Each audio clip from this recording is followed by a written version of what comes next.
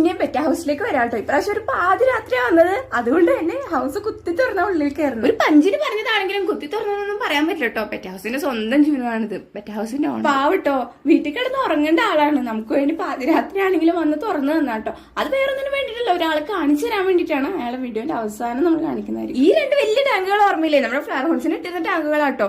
പിന്നെ flower ഹോണിന്റെ video ചെയ്യുന്ന കാര്യം എനിക്ക് ഓർമ്മയുണ്ട്, മറന്നിട്ടല്ല. ഒരു സാഹചര്യം കിട്ടിയാൽ നമുക്ക് എന്തായാലും ചെയ്യാം. അതായത് ഫ്ലവർ ഹോൺസിന്റെ മെയിന്റനൻസും മറ്റു കാര്യങ്ങളൊന്നും എനിക്ക് ഇതുവരെ മനസ്സിലായിട്ടില്ല. യൂട്യൂബിൽ സെർച്ച് ചെയ്തിട്ടാണെങ്കിലും കാര്യമായിട്ടൊന്നും കിട്ടിയില്ല.